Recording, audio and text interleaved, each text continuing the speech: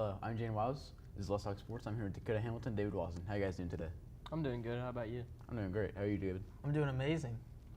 All right, well, this is Let's Talk Sports. And for our first segment, we're going to do a classic county roundup. I'm going to send it with Dakota for New Pal. So for New Pal, over break, New Pal's men's basketball team went 1-4. They lost to Fort Wayne Blackhawk, Cardinal Ritter, Franklin Central, and Harrison. Their sole win was against Castle, 80-53, a big blowout, but definitely not the way they wanted winter break to go at all. The boys wrestling team went to the Holiday Classic and the Spartan Classic right before New Year's, with William Glessing winning the heavyweight title. June Wagner Gilbert won the women's sectional title. And yesterday, boys wrestling headed over to Franklin Central and beat them 41-29, moving them to 9-2 on the year. So a pretty good year so far for New Pal. Girls basketball did take a loss to Bloomington North. Despite 33 combined points from Sadie Hubanks and Haven Flagel, the Dragons lost by 13 still. Tonight, boys basketball hosts Delta at 8. Both teams sitting around 500 on the season, so it should be a fun matchup. And Saturday, boys wrestling has ISWCA Team State, and girls wrestling has regionals at Muncie Central at 9 a.m.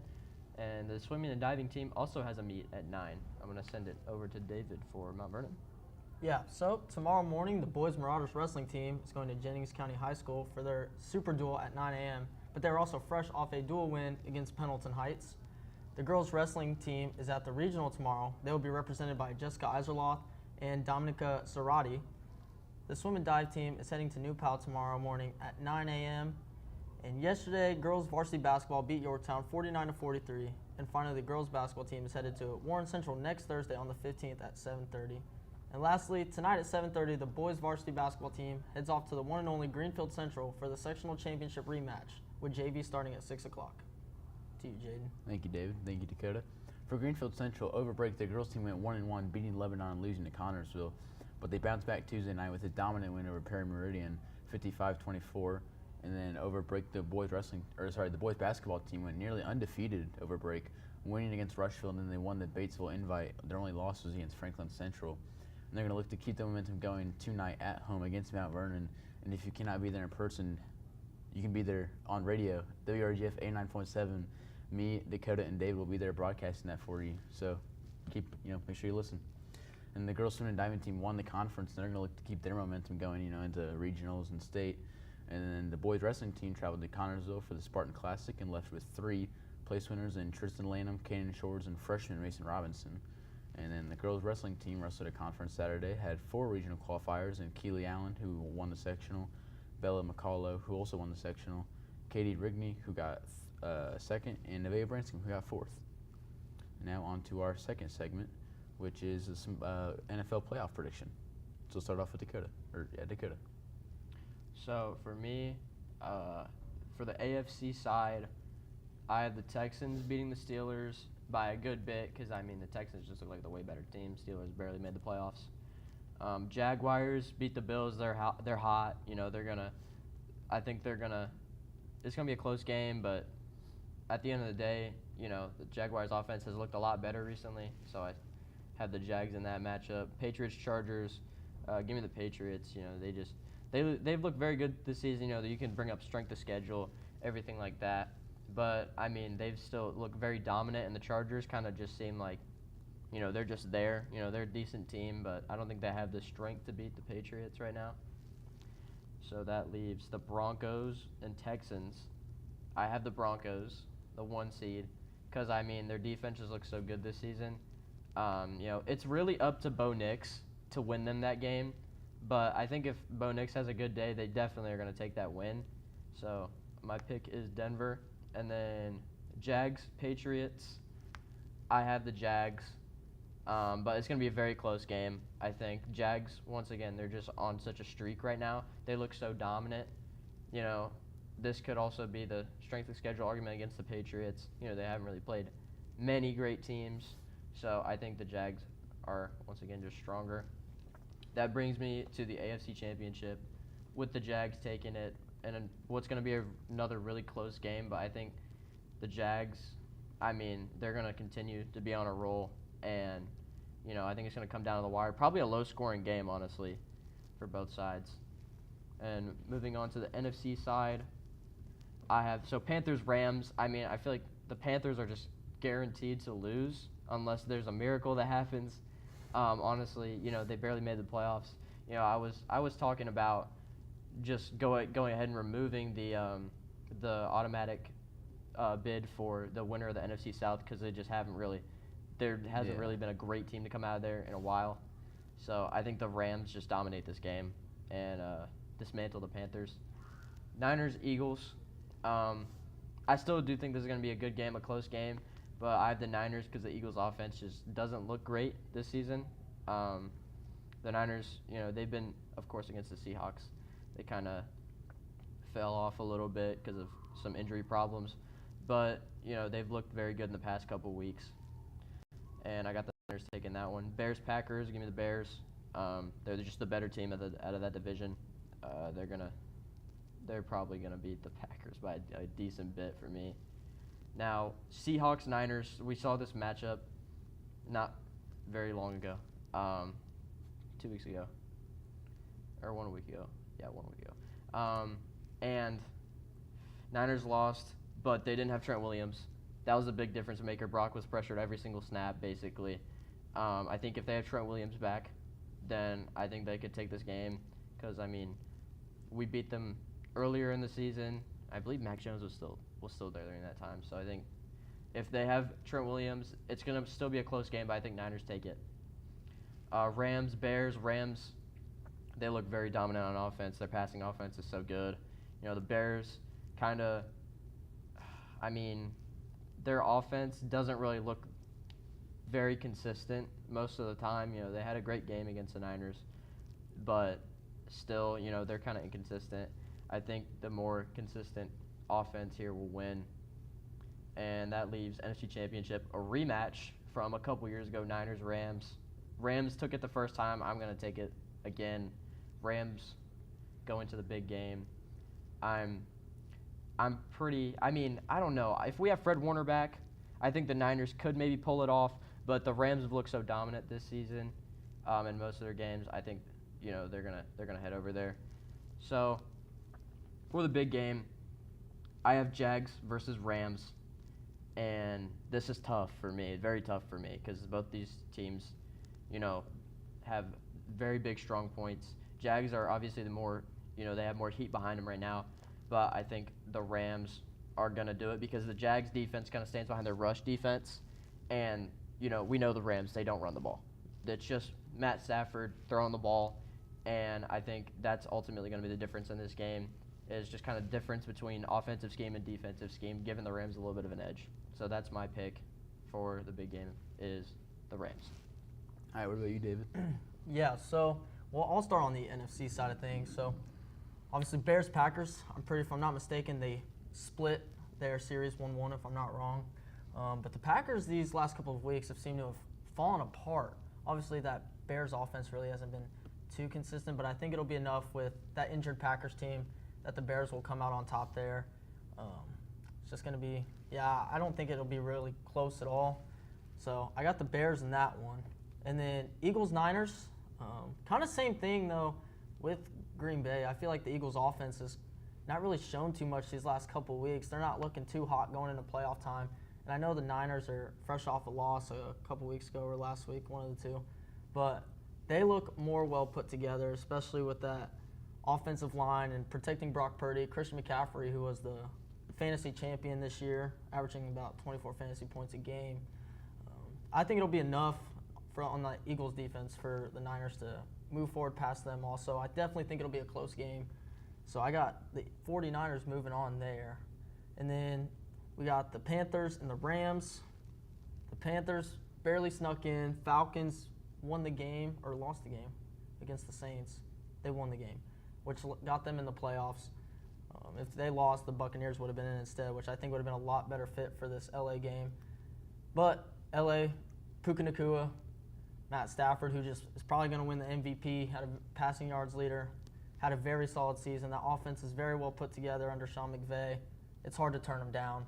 So give me them over the Panthers. Then we got the Seahawks, 49ers. Seahawks have been on a roll.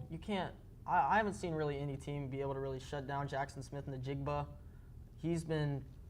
I'm pretty sure he's the receiving yards leader this season also. Like Dakota said, 49ers Seahawks, pretty sure they split their series too. I know last time Niners played them, they had some injuries. I just think right now going into postseason, I feel like the Seahawks are just the hotter team. They've had a decent schedule. They've played a lot of good comp, and to still have the record that they had and come out as the #1 seed out of the NFC, I think it's just hard to beat. So I took the Seahawks there. And then the Bears-Rams, Dakota mentioned this also. Caleb Williams in the offense just doesn't seem too quite put together. They're put together enough that they did enough to win the NFC North, but I just don't think it's enough against the LA defense. The LA defense has always really been notoriously solid for a long time now under Sean McVay's coaching. And I just don't think the Bears will be able to handle it. I know Caleb Williams, he's been sacked a handful of times this season with that O-line. So I took the Rams there. And then Rams-Seahawks, I'm pretty sure they also split their matchups too. But I just feel like the Rams, Stafford, more playoff experience than Sam Darnold. I feel like Sean McVay, a lot of playoff experience too. They've been in this position before, and they ended up winning. And I could see them going out and winning again. So on the NFC side, I did take the Los Angeles Rams to go to the Super Bowl. AFC side of things, Patriots-Chargers. This game is not going to be close. I feel like the Patriots are just also well more put together. Chargers, their O-line hasn't been able to really protect Justin Herbert. The Texans defense, when they played the Chargers, had about 6 sacks on Justin Herbert and a couple forced fumbles. This Chargers defense, their receiving corps has had a hard time catching the ball. Their tight ends, their receivers haven't been able to hold on to the ball too well. I feel like it's just a disaster. Jay Herbo's still looking for that first playoff win. I just don't think it's going to be enough against the Patriots. So I have the Patriots moving on. You got Bills and Jacksonville. Josh Allen hasn't won an NFL playoff game on the road yet in his career.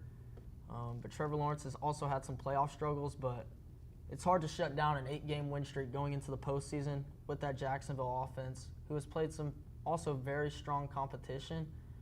They just took the AFC South after the Colts started at one point were 8-2. So very hot team right now. It's going to be hard to shut them down, especially at home. So I got Jacksonville winning that one. Texans-Steelers. Texans defense, possibly #1 defense in the league. Some can argue the Broncos. Some can argue the Seahawks, stuff like that. I just think it's going to be too much for that Steelers offense. That Steelers offense is I feel like a run-heavy or a run-first offense.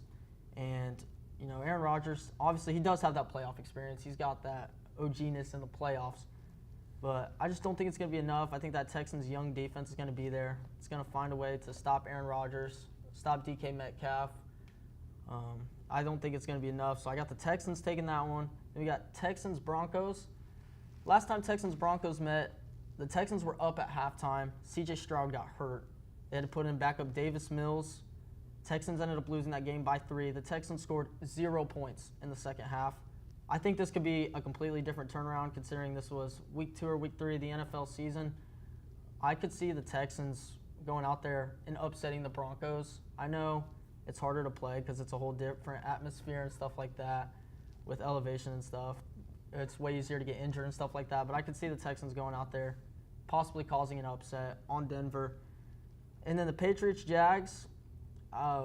Patriots, it's Foxborough, Gillette Stadium against the Jags.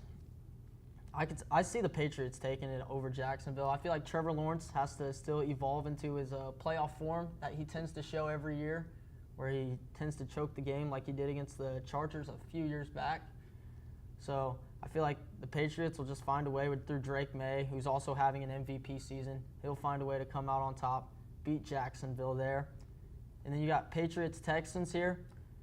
Patriots, I looked at their schedule. Sure, they had a 14-3 record. Not much competition.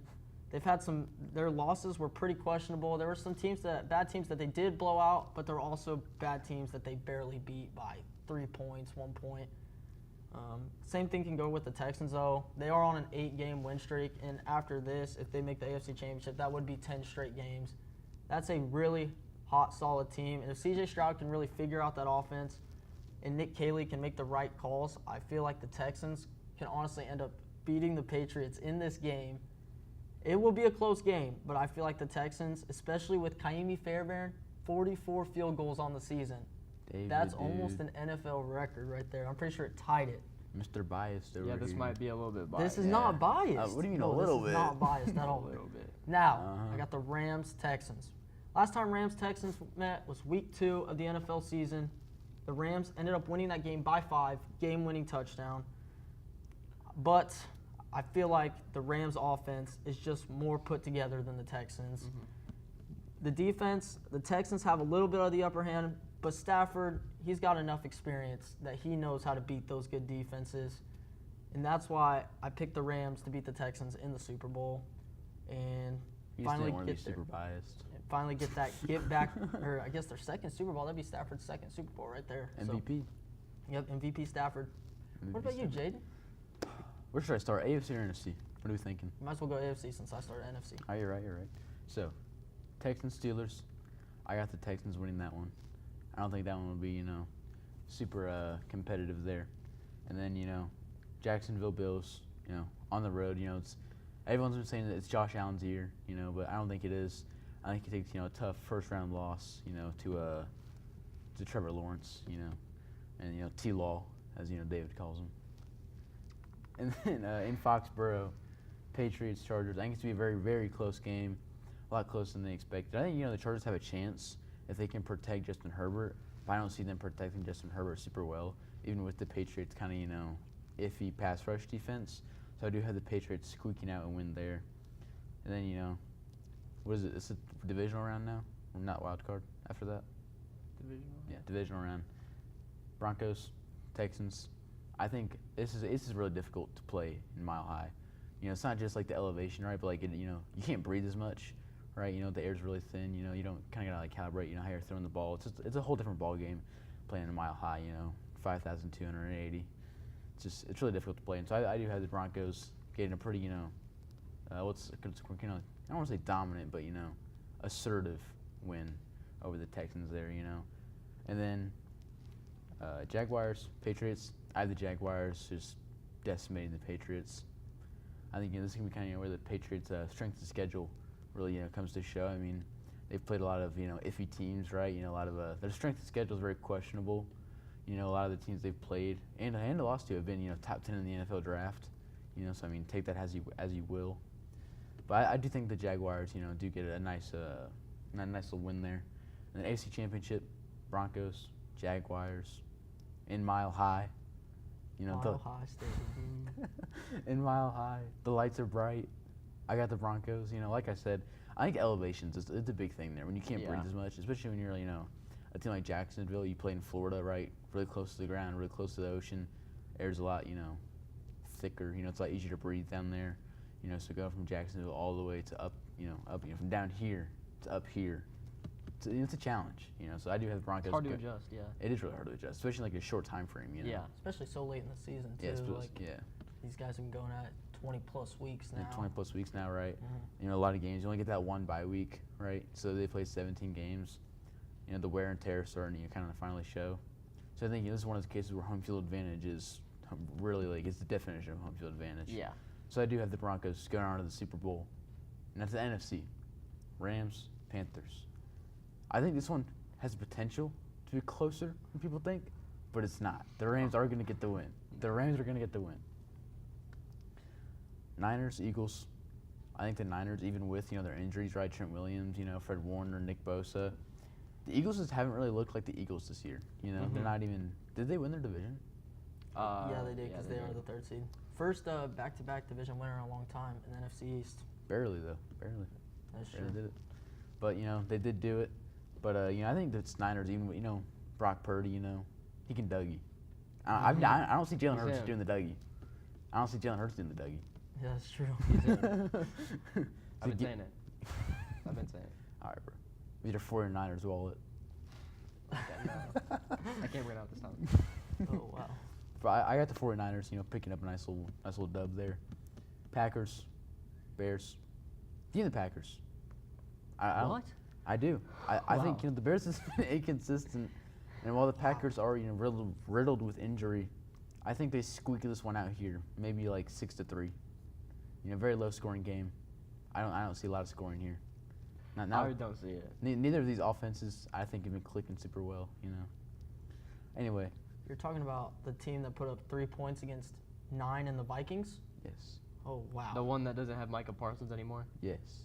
If there's ever a team that's gonna do it, it's the 7 seed Packers. There's always upsets, but There's always upsets. If they have a better chance against the Bears than the Panthers do like, against the Rams. it's like the Commanders versus the Buccaneers that one year when Taylor Heineke won it for the. See, that's what I'm talking about. That could be it. You That never could be know. it. That could be it. You never know. I don't know. I don't even know who primetime Packers. I guess. Yeah, whatever floats your boat, man. Yeah, I guess. Hey, we're either gonna see the primetime Packers or the Project Packers. We're seeing one of them. It's going to be the Project Packers. Project Packers. Give me the primetime Packers. Rams, Niners. I got the Rams just getting I don't want to say dominant win, but I don't. I think depends who's back for the 49ers, but I think the Rams do get a very assertive win over the 49ers. So give me the Rams. Give me the Rams there. MVP Matthew Stafford. This is gonna be hard to stop him. Yeah. And then other game. Seahawks Packers. Give me the Seahawks. Can't believe you have Packers still in it, dude. That's crazy. It's the second round, I dude. know. My Can't Lord. believe you think we Wait, beat the what? Bears. Wait, isn't it Seahawks Niners? Wouldn't it be Seahawks Niners? Because 7 no, seed. because 7 seed. Remember they reseed. 7 seed plays the 1 seed. Oh Yeah, yeah, They never mind. reseed. So like the 1 seed plays the lowest seed. I forgot about that. Yeah, it's okay. But Packers, Seahawks. I think the Seahawks. Sam Darnold and the Seahawks just I think they just dominate the Packers. They might even shut them out. Honestly, hey, you never know. What could happen in Seattle? So they go from beating the Bears Barely. to getting Like, barely. shut out by Seattle. Yes. That's a crazy turn. That's what I'm seeing, bro. Hey, they're inconsistent. All right. They're inconsistent, just like the Patriots. Now, NFC Championship, Rams, Seahawks. I think MVP Stafford and the Rams are just going to be too much for the Seahawks. I think it'll be a close game. I think it'll be a high-scoring game, right? I think these are both pretty electric offenses. But I think the combination of Puka Nacua and the league's MVP is just it's going to be too much. It's hard for anyone to stop, and especially in the Super Bowl. Now where I have the Broncos and the Rams. Give me the Rams. I think the Rams pick up the win here because now we're not in Mile High. We're in Oh, I don't know where California. they're playing this year. like we're somewhere. We're not in Mile High. That's the point. So the 49ers stadium is where they're playing, I believe. Right? Yeah, together. yeah, it's in San Francisco. Yeah, It's only about- it's in San Francisco. But there's no more elevation. There's no more hard to breathe. No more home field, home crowd. Give me the Rams. I mean it's California, right? The Rams, they're pretty close to San Francisco, right? I think is that. Yes. Yeah, geographically, I think the Rams have this advantage. So give me the Rams in the Super Bowl. How do you feel about that, Phyllis? I mean, I'm pretty sure that's what we both agreed on there. Oh, really? Also, Yeah. yeah, we both also mentioned the Rams. I know there's always been a controversy over the logo. Like the team colors being in the logo. There's a lot of colors. in There this is a one, lot of Yeah, colors. see, in this but one, get though. like the blue for like the Rams and like the if you like It's combine. blue and yellow. If you combine like the no, see, yeah, That's a Charger blue though. no, but like it's also it's the Rams blue now. Yeah, you know I what feel mean? okay. It's gonna be Chargers. But then like no, you versus- like have like the Golden Gate Bridge.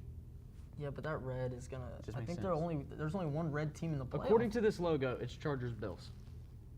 So that's just no. What other team out of the AFC would have these colors? Uh, Maybe the Texans. They're yeah, there's like, some why blue would red the in there. Texans win? Yeah, I see a little Yeah. bit of red, white, and blue there, like the Texans. like America. So I mean, they believe the Texans will make it. I see some red that could resemble the Or it Niners. could be, This is that's pink. the Golden Gate Bridge. Yeah, for the you know, 49ers, isn't it? right? Yeah, exactly. Oh, I And would- it has the red and yellow. Well, the Golden Gate Bridge is red, so that would check out. Well, yeah, but it's also like slightly pink in the photo. You know what I'm saying? Yeah, I completely agree there. Yeah. All right, so third and final segment of the day, college football. Debate, prediction. We'll start with our predictions. We'll start off right. We'll recap. Miami, Ole Miss, nail biter. Came down to that Hail Mary, incomplete.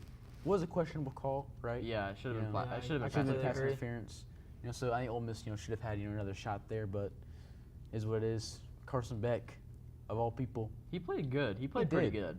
It's just, beginning of the year, he was looking like, just he shouldn't have transferred, should have just went to the NFL. Yeah. But now he's going to be competing for Natty. Yeah, but, I mean, 7th-year player in college. You got to remember that. Yeah. Is he really? Yeah, I'm pretty sure. He's had an interception problem this year. The one interception against Ole Miss, though, was, just a tip ball by the D-line. That's just good defense. I mean, yeah, that was a good play by the defensive lineman. Not necessarily anything really on Carson. But, yeah, he played really good. I think he was, that throw that he made on the touchdown, I believe it was a second touchdown of the game, that was really good. Defensive lineman coming right over to him, right next to him, and he just makes that throw, plants his feet. It was very impressive. He made the throws that he needed to make. So did Trinidad Chambliss. I'm actually very impressed with Trinidad Chambliss. Leading that end-of-game drive that just fell short because of honestly, I feel like he should have thrown it to the person behind him because, maybe 2 people get to that ball instead of a 1v2 for Miami in that scenario. But still, coming down to that last play. Before that, he was on fire. 18 seconds. He gets down to the 35-yard line. It was amazing. Ole Miss had a really rough first half offensively. I believe at the end of the third quarter that Miami had 30 minutes of time of possession, which is insane. That's like yeah, they had a lot. Yeah, that's like how much they average in a full game. So they just kind of locked in the second half, and I was rooting for Ole Miss because I just like the jerseys. yeah, That's all I wanted. I also like the story about the whole Lane Kiffin situation. Ooh, yeah, I do like that. That would have been pretty cool. And Miami, they barely got in the playoffs. They've really exceeded expectations in this playoffs. They've shown the committee that they made the right decision. Yeah, I thought A&M was gonna beat them by like double digits, and that game was really bad. Honestly, was it a 10-3 final score or something like that? Yeah, that was just. And something crazy that I just noticed looking at these stats is Carson Beck and Trinidad Chambliss had the exact same completion percentage, like completions and attempts. Wow. They both went 23 for 37, almost the same yards too. Carson Beck for 268 yards and Trinidad Chambliss threw for 277. Wow. So very similar quarterback play there. So it was obviously, I think, when we look at the rushing, I think it does kind of come down to, the rushing. It was the run game, 100%. 100%. I mean, just going to highlight some Ole Miss players here, right? Kawan Lacey, number 5, 11 carries, 100 yards. That's almost 10 yards a carry. But he added a touchdown too. 73 of those yards were off of one run. I think he hurt his hamstring on that run too, so he was limited for the rest of the game, which was unfortunate. They really couldn't get the run game going because of that. But then you go to the Miami side of things, where Mark Fletcher Jr. had 22 carries for 133 yards, no touchdowns though. Yeah. But he did his part. He really. They subbed him out for the backup whenever they got to the goal line. Well, yeah, they also had like 2 or 3 drives that were 7 minutes, 8 minutes long. They were chewing clock very well. Chamar Brown, he had 14 carries, 54 yards, right? I mean, Carson Beck, he had 12 carries, -6 yards, but he had a touchdown.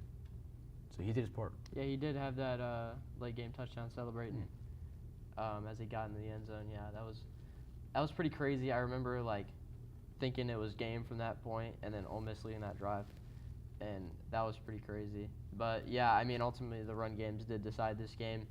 Miami was able to extend drives so much. They got off their third down conversion percentage was so high.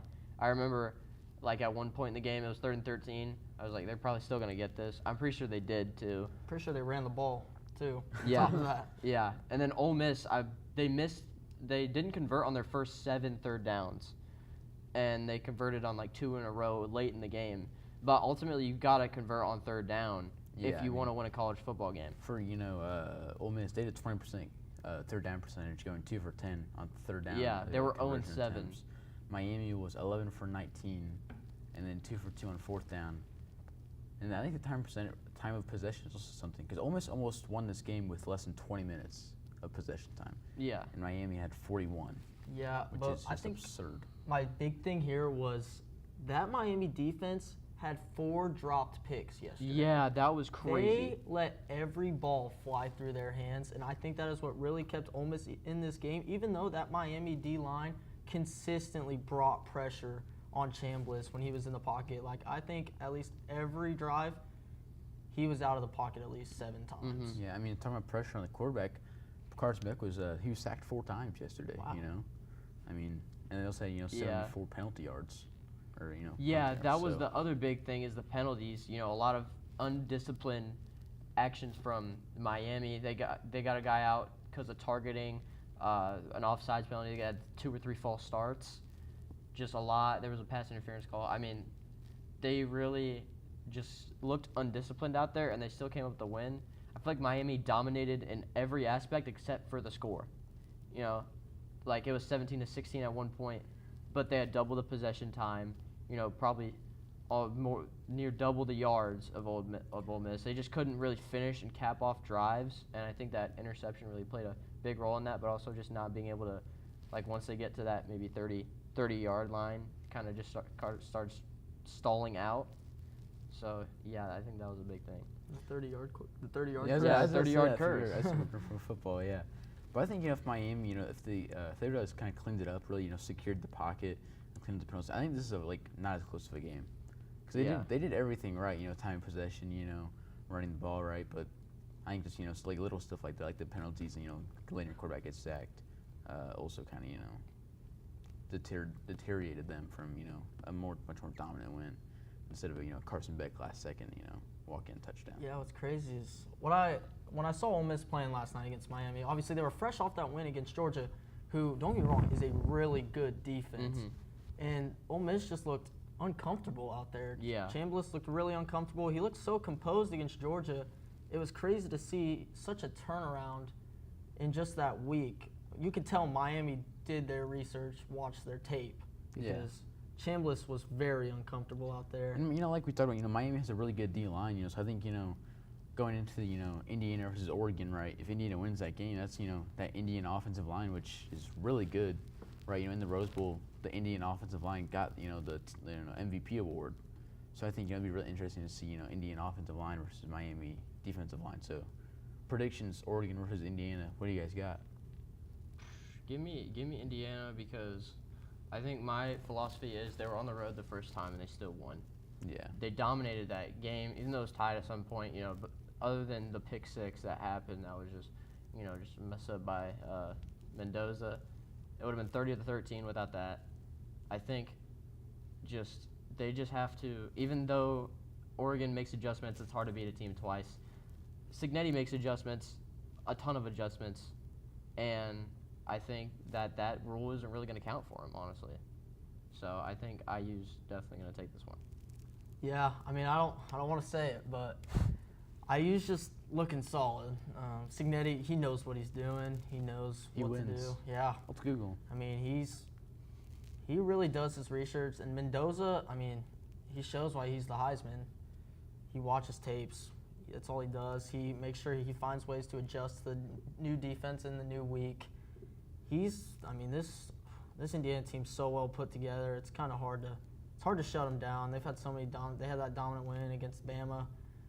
Ohio State, they beat by 3, who everyone thought was going to be national champs back-to-back years. So Indiana's just looking so put together. I don't think Oregon's going to necessarily have it in them to beat them at Indiana. So you look up his winning percentage at IU.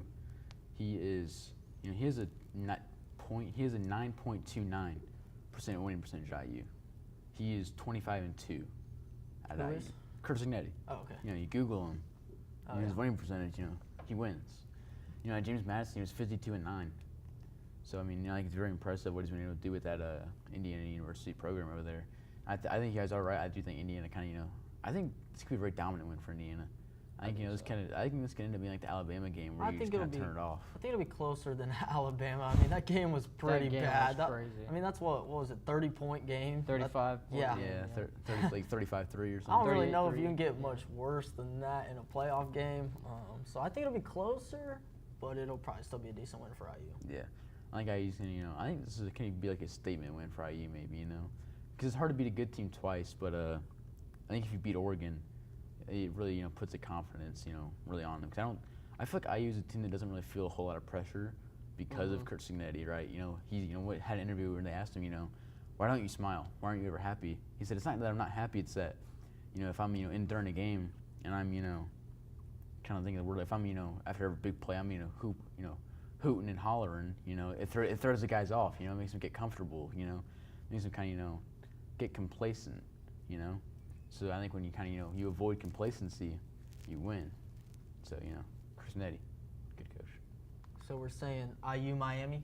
IU In the Miami championship? in the Yeah. championship, in the chip. I'm predicting, obviously. I think if IU's O-line, which is probably the best unit in the country, can stop Ruben Bain and Akeem Messidor, then they're going to win this game. It's the D-line pressure. I forgot, whoever their best D tackle is on Miami last night, he did go down. Yeah, ankle injury. It was Ahmed Moten. Yep, he went down with that ankle injury that's been bothering him the last couple weeks. So if they're without their star D lineman, it's gonna hurt. Yeah. It's gonna go ahead and hurt Miami there. I think the big thing in this game is going to be how is Indiana going to respond to this run-first offense of Miami's. Yeah. I haven't really paid attention much to Indiana's run defense, so I can't really give you much intel on what I think about their run defense. If any of you boys have any intel on the run defense. They're very good up the middle. Very good. They're a little bit weaker on outside runs. Yeah. But still, their run defense is very good. I mean, overall, as a defensive unit, they're very balanced. You have the pass pressure from Pons and all of them, and Aiden Fisher. But these guys can still stop the run. They're great tacklers. So I think, they'll be pretty good against the run. Yeah, because I know Carson Beck, like I mentioned earlier, 7 years in college football. That's longer than we've been in high school, plus junior high. Dakota and I are seniors. That's insane. So obviously he has that experience. This isn't nothing new to him with Georgia when he was on Georgia and stuff like that. So we will have to see. I think it's either going to be an Indiana blowout or it's going to be a close game. It depends on how both teams respond, how both coaches respond. I know Mendoza's going to watch this film. I know Signetti's going to do his stuff that Mendoza's he's been doing. going to update his LinkedIn after this. Yeah, he might have to, and I think Carson Beck's also going to have to update his LinkedIn, and he's going to have to probably become like a businessman or something. He's going to figure something out. So. I think my prediction, right? This is what I want to see. I want to see a really close game, really high scoring. I want the dream game here. Everyone dreams like a high scoring game. Final seconds, maybe even overtime. I think that'd be cool to see. But that is all the time we have for Let's Talk Sports. I'm Jane Wiles. Vlad and I was here with Dakota Hamilton and David Watson. And that's all the time we have. Thank you for watching. Have a great night.